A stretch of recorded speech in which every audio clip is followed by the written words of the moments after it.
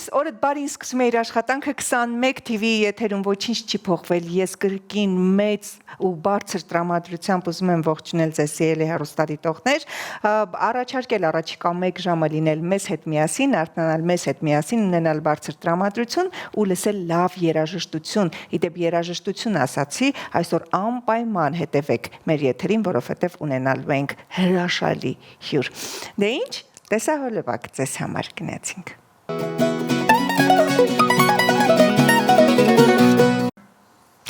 Սևակն ասում էր իսկ ուր է տարվա մեր եղանակը, այն 5-րդը, եղանակներն իսկապես փոխվում են ու ինքդ չգիտես ինչ հագնել, ինչպես հագնել, մրսես կամ տաքանաս ու ջերմանաս արևից, ամեն դեպքում այս հարցերի պատասխանները կարող են գտնել մեր հրաշալի էջում Նաիրա Հարությունյանի շնորհիվ, եկեք հասկանանք որն է մեր հոգու նորաձևությունը եւ ինչպես քայլել նորաձևության ճիշտ հետքերով, Նաիրա Հարությունյանի հետ գնացինք Բարի լույս, օրդ բարի շրջանակներում կրկին Նաիրա Հարությունյանն է և մենք քայլելու ենք նորաձևության հետքերով։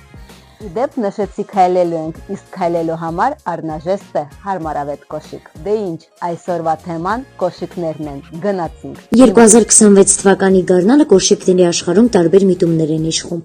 Դիտարկենք ամենապահանջված մոդելները։ Տեքստիլ կեդեր, ուժը պարզության մեջ։ Սեզոնի գլխավոր սպորտային կոշիկները կարծես ընդհանրապես չեն հավակնում այդ կարգավիճակին։ Ծանր ձևերի եւ բարդ դետալների փոխարեն առավելագույնս պարզ տեքստիլ կեդեր, բարակ ներբանով։ Այս թեթև կեդերը խոստանում են դառնալ 2026 թվականի գարուն-ամառ սեզոնի ամենանորաձև զույգերից մեկը։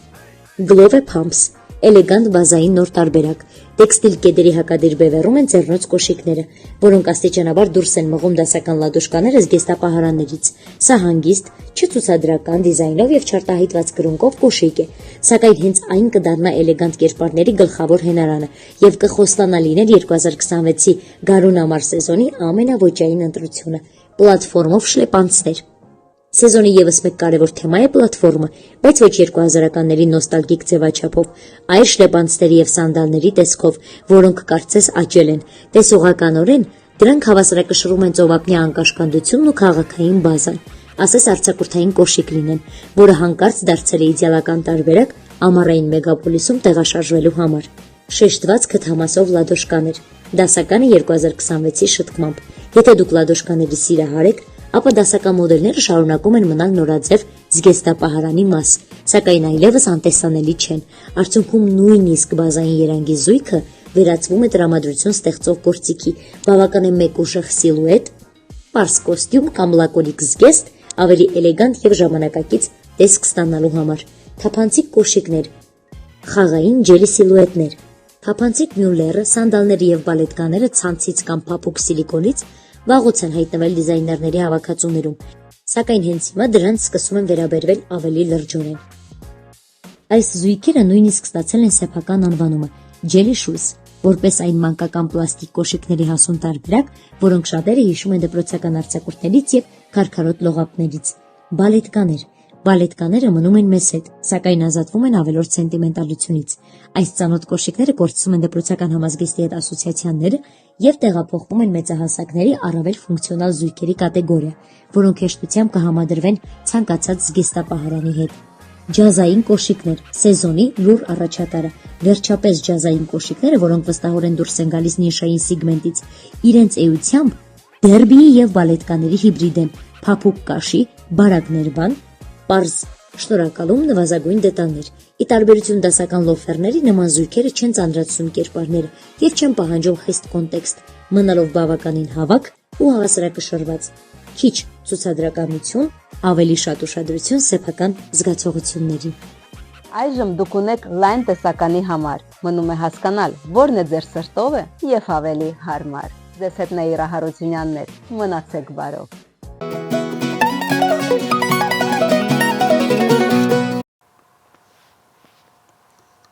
Դե ինձ ելներս վերադարձանք տաղավար, ինչպես եւ խոստացել է այսօրվա մեր եթերը նվիրված է լինելու երաժշտությանը եւ այն էլ ինչ երաժշտության։ Մարտի 7-ին ժամը 19:00-ին Կոմիտասի անվան կամերային երաժշտության տանը տեղի կունենա երգեհոնային երաժշտության համերգ։ Գերմանական բարոկո Բախ ծրագրով հանդես կգա սիրված երգեհոնահար Աննա Բակունցը։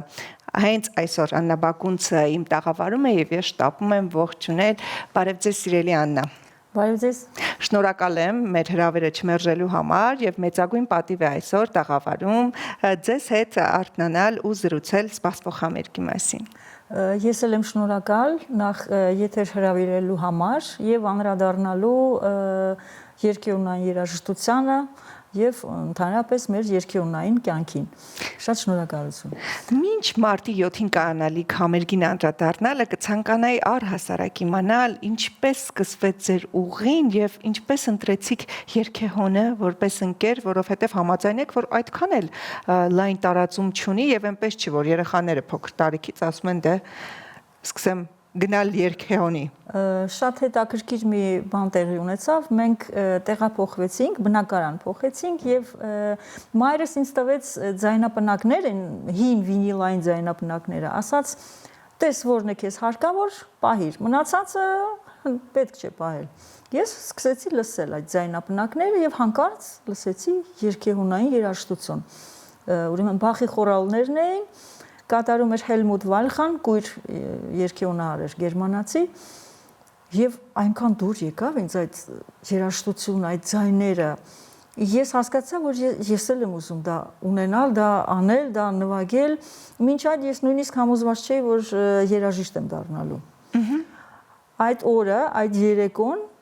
կարող եմ ասել, որ փոխեց ամեն ինչ։ Ես որոշեցի նույնպես նվագել երգեհոն եւ արդեն պահանջում էի մայրիկից, հայրիկից, որ ինձ տանեն երգեհոնի, բայց պարզվեց, որ երեխաների համար դեռ չկա երգեհոնային ինչ-որ ուսուցում, ես փոքր էի այն ժամանակ։ Ինձ տարան համերգների, առաջի անգամ ես լսեցի Վահագն Ստամբոլցյանի կատարմամբ կենթանի երգեհոն, կենթանի երգեհոնահար եւ կենթանի երաժշտություն, շատ մեծ տպավորություն ունեցա եւ ամրապնդվեցի իմ որոշման մեջ, որ ես պիտի երգեհոնահար դառնամ, այդպես ստացվեց, հետո արդեն հաճախեցի երգեհոնի դասերին, դա արդեն կոնսերվատորիայում էր, երկրորդ կամ երրորդ կուրսում, ես հիմա չեմ հիշում, այն վատ տարիներն էին, երբ որ էլեկտրականություն չկար, դե երգեհոնը էլեկտրականությամբ է սնուցվում, հա, այնտեղ շարժիչ կա։ Այսինքն երգեհոնը չէր աշխատում, ես չէի կարող շուտ գնալ դասերի, ես երկրորդ կուրսում երևի սկսեցի հաճախել եւ քիչ-քիչ այդպես շարունակվեց իմ ծանոթությունը երգեհոնի հետ եւ ընկերությունը կարելի է։ Շատ հաճախ երգեհոնին անվանում են գործիքների արքա։ Ինչ եք կարծում, ինչն է նրան այդպիսին դարձնում։ Դե նախ երգեհոնը, այսպես ասեմ, վիզուալ նույնիսկ ամենամեծն է։ Ահա, երգեհոնը շատ մեծ գործիք է։ Երգեհոնը շատ մեծ քանակությամբ երանգներ ունի, այսինքն ես չեմ ուզում ասել, որ մնացած գործիքները չունեն երանգներ, ոչ։ Պարզապես երգեհոնի այդ դիապազոնը երանգների, գույների ահռելի է։ Եվ այսպես ասենք, եթե երգեհոնը սկսեց բարձր հնչել, նա նույնիսկ մեծ օրկեստր կարող է ծածկել։ Ինձ թվում է այդ պատճառով են երգեհոնին արքա եւ վերջապես նրա տեսքը, արտաքին տեսքը արքայական է ու աստվածային ձայն։ Այո, եւ աստվածային տաճարներում միշտ երգեհոն կա եւ Իսկ Հայաստանում երգեհոնային արվեստն առհասարակս ձեզ զարգացած է։ Կարող եմ ասել, որ այո, իհարկե այն վատ տարիներին ինչ որ մի անկում տեղի ունեցավ, էլի եմ ասում, էլեկտրականություն չլինելու պատճառով կանգնեցին դահլիճները, կանգնեցին համերգները, կանգնեցին երգեհոնները, նույնիսկ շարքից դուրս եկան երգեհոնները։ Հիմա արդեն երգեհոնային մեր համերգները կարող եմ ասել ապրում են վերելք եւ դա շատ մեծ դեր այստեղ խաղաց Կոմիտասի անվան կամերային երաժշտության ազգային կենտրոնը, իդեմս տնօրեն Գարեգին Սարգսյանի եւ փոխտնօրեն Արմեն Սուքիասյանի, որոնք իրենց ձեռքը վերցրեցին մեր երգեհոնային համերգների կազմակերպումը եւ ընդհանրապես զարգացումը։ Հիմա արդեն այնտեղ երգեհոնային համերգներ են կայանում ամիսը 2-3 անգամ, հրաշալի հաճախակություն։ Այո, մենահամերգներ, ընդհանուր համերգներ, միջազգային փառատոներ, արդեն երրորդ փառատոնը անցավ, միջազգային փառատոներ, որոնց մասնակցում են մեծանուն երգեհոնահարներ։ Փառատոնը իմիջիալոց Վագեն Ստամբուլցյանի անվան է, ինձ թվում է մայստրոն շատ կուրախանար այսպիսի վերելքը տեսնելով։ Անցյալ տարի վերանորոգվեց կամերան երաժշտության տան երգեհոնը, շատ լավ երգեհոն է, հիմա նա վերանորոգված վիճակում է, այնպես որ շարունակում ենք երգեհոնային երաժշտությունը տարածել մեր երկրում եւ ինձ գիտեք շատ է ուրախացնում, որ մեր ունկնդիրը մեծ հաճույքով գալիս է այդ համերգներին։ Մի մասն է դառնում այդ համերգների։ Մանավանդ եթե իհարկե դա չի կարող չուրախացնել։ Մանավանդ եթե գրվում է Յոհան Սեբաստիան Բախ, դալիճը լեբլեցուն է։ Իսկ հաճախ եք տեսնում կրկնվող հանդիսատես, այսինքն մարդիկ, ովքեր այսպես հավատարիմ գալիս են վայելելու երգերը։ Այո, կրկնվող հանդիսատես տեսնում ենք, նրանք քննարկում են մեր կատարումները, նույնիսկ մեր հագուստները, ով ինչպես դուրս եկավ, ինչ է հագել, ինչպես կատարեց, ինչ տրամադրություն ունի, այդ ամենը մենք տեսնում ենք, լսում ենք եւ դա չի կարող չուրախացնել, այսինքն մարդիկ ամեն ամիսը 2-3 անգամ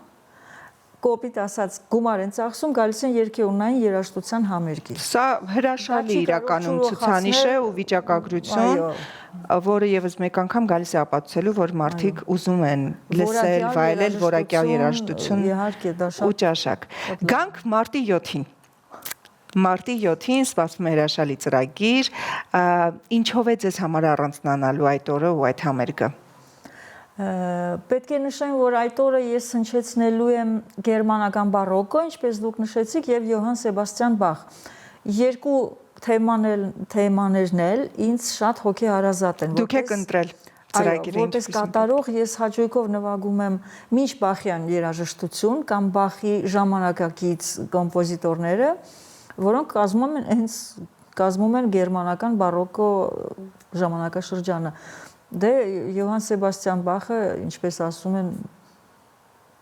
բոլոր երգեհոնահարներն էլ առանց Բախի ոչ մի տեղ։ Այդ ծրագիրը շատ գեղեցիկ ծրագիր է լինելու, շատ հուսով եմ թեթև է անցնելու, շատ բազմերանգ, բազմագունեղ ծրագիր է լինելու, որովհետև շատ կոմպոզիտորներ են հնչելու, Բուքստեհուդե, Պախելբել, Լուբեկ, Կրեպսը իմիջիալոց Բախի աշակերտն էր։ Կրեպս գերմաներեն նշանակում է խեցգետին։ Բախ գերմաներեն նշանակում է գետակ։ Եվ Բախը շատ հաճախ այսպեսի կատակ էր անում, նա միակ խեցգետինն է իմ գետակում։ Այո, այդպեսի հետաքրքիր է։ Հիանալի կոմպոզիտոր է Յոհան Լուդվիգ Կրեպս։ Եվ էլի մի շարք կոմպոզիտորներ եւ վերջում անդրադառնալու եմ Յոհան Սեբաստիան Բախի մի քանի ստեղծագործություններին, հուսով եմ, որ ունկնդիրը մեծ հաճույք կստանա, բոլորին սիրով հրավիրում եմ։ Այսպիսի համերգներն առհասարակս ձեզ տարիք ճանաչում են հանդիսատեսի մասում, որովհետև շատ հաճախ մարդը մտածում է երեխայից կարող եմ տանել, որ լսի, թե դեռ ժամանակը չի կամ չի ընկալի, թե երաժշտությունն այնպիսին է, այն էլ Բախը, որ պետք է մանուկ տարիքից նույնիսկ լսես։ Դուք ճիշտ եք, մանուկ տարիքից իհարկե պետք է լսել։ Այդ համերգները չեմ կարող ասել, որ ինչ-որ տարիքային սահմանափակում են դնում։ Մենք ունենում ենք նույնիսկ երեխաներ դպրոցից, օրինակ դասատուն, դասղեկը բերել է իր դասարանին երգեհոնային երաժշտություն լսելու։ Եվ երեխաները մեծ հաճույքով սուսփուս նստում լսում են։ Շատ կարևոր։ Դա չի կարող չուրախացնել եւ որոշ երեխաներ նույնիսկ ասում են ես էլ եմ ուզում։ Ինչպես ես այն ձայնապնակը լսելուց հետո ես էլ եմ ուզում երգեհոն նվագել։ Մի քանի այդպիսի երեխա մենք արդեն գիտենք, որոնք ուզում են էլի երգեհոնահար դառնալ։ Իդեպ ես էլ եմ ուզում եմ հենց այս պահին մեր եթերում նույնպես վայելենք երգեհոնային երաժշտություն կատարումներից մեկը, որպեսզի մեր հեռուստադիտողն էլ ունենա հնարավորություն այսօր իր ականջը շոյելու այդ երաժշտությամբ։ Գնացինք։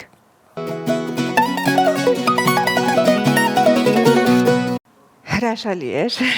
անչափ շնորհակալ եմ, ես էլ այսպես երաժշտության հետքերով գնացի, մթնոլորտի մասին կուզենայի խոսել, կամերային երաժշտության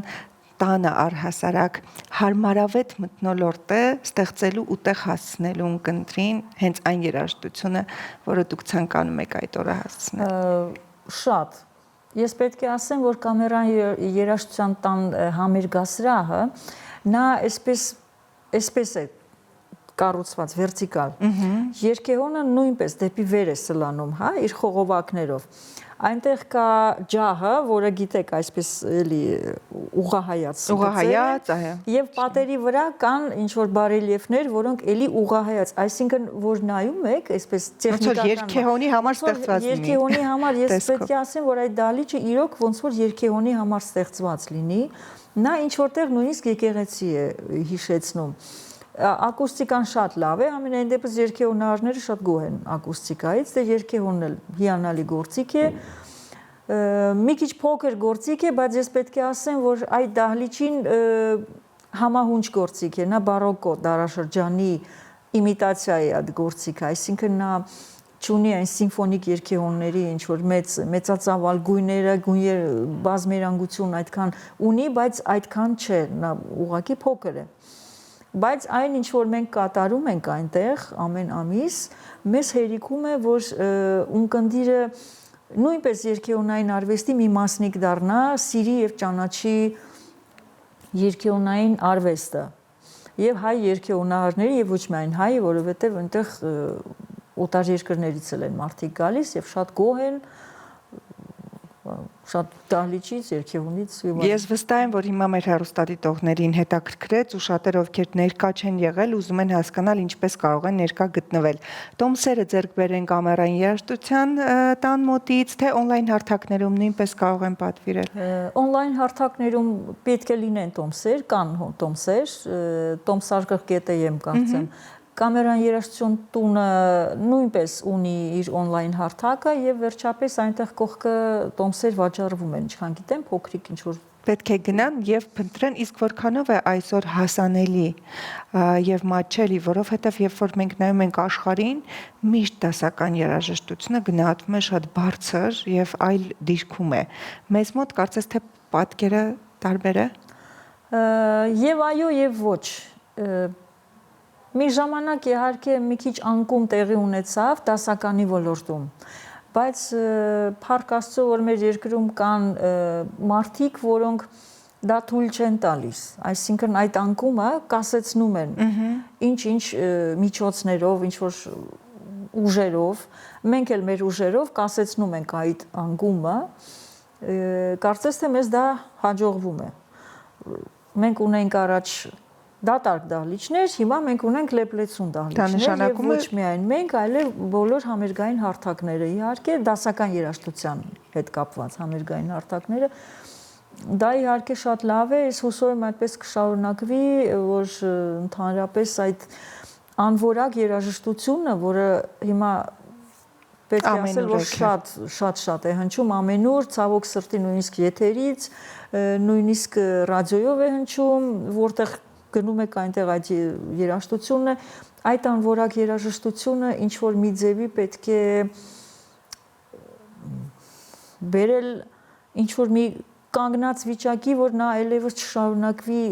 չշարունակի մեր ժողովրդին տանել դեպի սխալ ուղի։ Ի նկատի ունեմ ներքինը, ժողովրդի ներքինը, ժողովրդի ճաշակը, վերջապես երեխաներ։ Ի վերջո մենք այն ենք, ինչ լսում ենք, իսկապես եւ դա շատ կարեւոր է, թե մանկությունից սկսված ինչպիսի երաժշտություն են մեզ հրամցնում, դաստիարակում մեր մեջ եւ ինչ է հետո մեր ականջը պահանջում կամ չի ցանկանում լսել, որպես մեր զրույցի վերջաբան ինձ հետաքրքիր է կա ստեղծագործություն ծրագրում, որ ձեր ամենասիրելին է եւ ինչու։ Կա ստեղծագործություն, դա Բախի խորալներից մեկն է, մեծ ծավալուն խորալ, անունը Աստված, Տեր եւ Քրիստոս, այսպես 5 ձայնանի մի մեծ ծավալուն ստեղծագործություն է, որը տեխնիկապես իհարկե ինչ որ դժվարություններ ունի, վերջապես 5 ձայն է այնտեղ, նա շատ մոնումենտալ է։ Ես որտեղ որ գնում եմ համերգ տալու, որ երկիհուն առաջինը ես տեսնում եմ, եթե երկիհունը թույլ է տալիս, ես այդ ստեղծագործությունը պարտադիր պետք է կատարեմ, որովհետև առաջին հերթին ես եմ հաճույք ստանում այդ կատարումից եւ այդ հնչողությունից։ Մենք էլ այսօր մեծագույն հաճույք ստացանք, որ դուք մեր տաղավարում եք եւ այս առավոտ խոսեցինք շատ կարեւոր թեմայի շուրջ։ Անչափ շնորհակալ ենք, որ ժամանակ գտաք եւ եկաք մեզ հյուր։ Մեր հյուրներ երգեհոնահար Աննա Բակունցը, սիրելի հեռուստադիտողներ, մարտի 7-ին ժամը 19:00-ին Կոմիտասի անվան կամերային երաժշտության տանը տեղի կունենա երգեհոնային երաժշտության հրաշալի համերգ։ Գնացեք ու վայելեք գերմանական բարոկո ու նաեւ Բախ ծրագրում ես էլ առաջարկում եմ եթերը ավարտենք կրկին երգեհոնային երաժշտության կատարմամբ Աննա Բակունցով շնորհակալություն ձեզ անչափ Շնորհակալություն ձեզ էլ մնաք բարով ու վայելեք իրական դասական երաժշտություն